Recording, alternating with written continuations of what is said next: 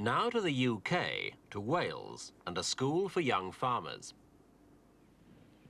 There could hardly be a more idyllic setting for the school in a fold of the Pembrokeshire hills.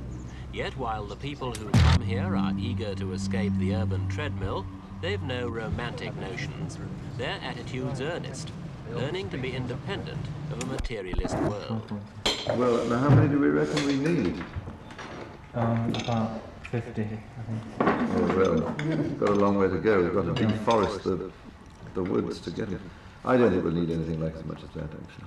Under the guidance of John Seymour, a dozen young people discuss the tasks of the coming day. It's only a temporary thing. Seymour gained recognition with the publication of a book on what about trying Self-Sufficiency? some tripods The with only idea 3 caught on, legs instead and of the 4 now legs? he has disciples all over Britain. That is At one You know, time, the hay is hundreds held of up by families the camped corrugated iron, outside Seymour's fencing 68-acre thing. farm, Well, badgering take him those for away. advice on how to set up communes the hay and isn't held up nearly collectives, so well free by that from the method demands of as some of city the ones life. with 4 legs where you've It got was the then that wires he holding opened his them up. small building. Yeah, and the to grass allow is very the short, followers. of course. Yeah. Yes. So just cross-brace them.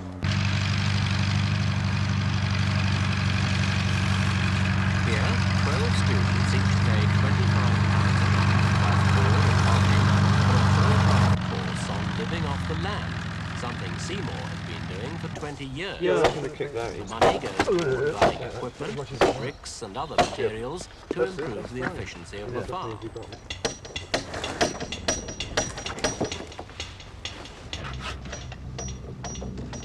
The labour's hard and the hours are long, but the students are so enthusiastic that the only problem is stopping them from working themselves into the ground. The project's still very much in its infancy, but the aim is to train these youngsters so that they'll be able to take on small holdings of their own when they need. Is that massive?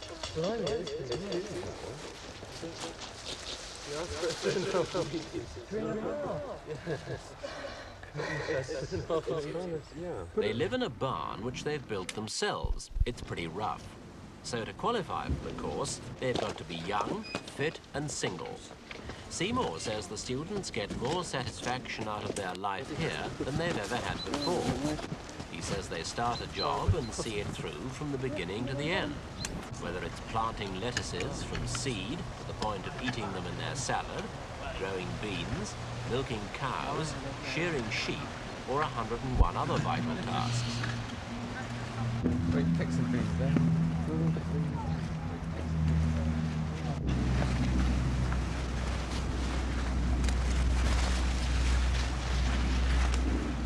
Among the projects planned are a new dairy and a chicken run for 100 more hens expected this month. John Seymour's confident the school will be fully established by the end of the year, when a fresh intake of youngsters will arrive.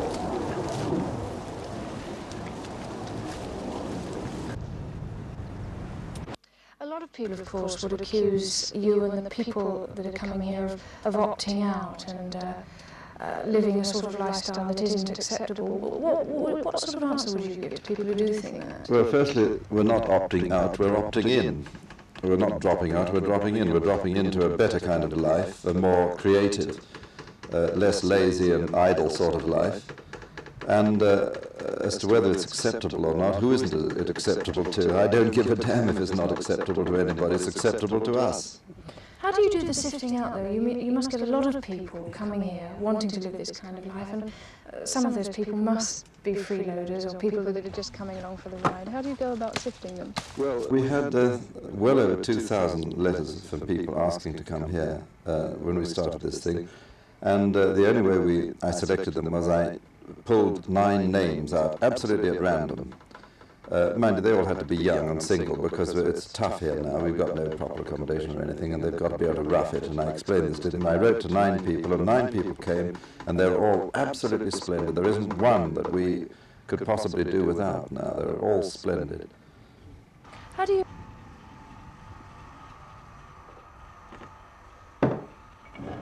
Indoors, the work goes on too, grinding corn for bread.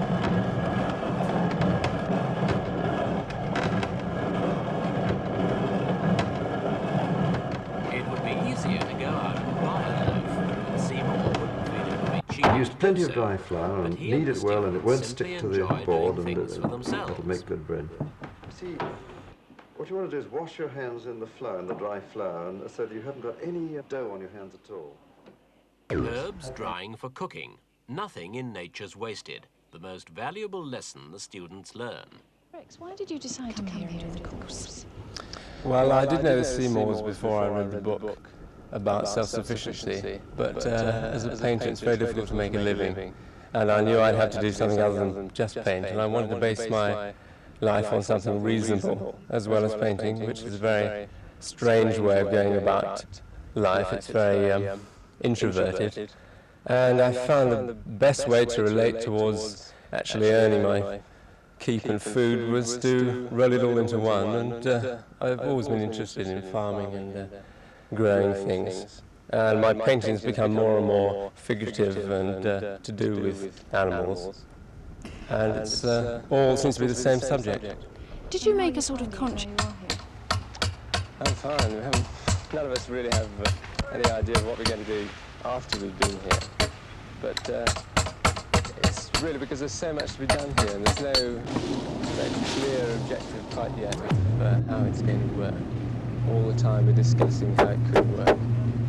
I wanted to be here at the beginning, although I get less time to paint and there'll be far more pressure on me. I wanted to be in the beginning of this to see how I could cope with it. Do you think you will in fact end up owning a small holding of your own? Maybe in conjunction with somebody else, because we do know a number of people who want to do a cooperative venture, not as a commune, but as a collection of people putting in a small amount of money. I feel that's probably the only way to begin with. I can farm myself, but it does seem possible. What are you hoping to do when the course is over? Well, at the moment I don't really know. I'm going to see how it goes. But I would eventually like to be able to farm my own small holding. I don't know whether that would be possible at all, but if not, I don't mind helping other people. How's it going here? Oh, it's great. It's very hard work and there's lots to be done all the time, but it's very rewarding. And you can see what you're doing and you can see the progress and how you develop. What are you hoping to see here eventually? Well, I like to see a little farm that is as productive as a farm can be. This land has got to be producing as much food off each acre as it's possible for it to produce. And every acre in Britain, England, Wales and Scotland must be like that one day. The day of the huge barley prairie with tons and tons of chemicals put on it to produce a rather inferior crop of barley is one day going to be over. We're going to get back to high farming and intensive agriculture again.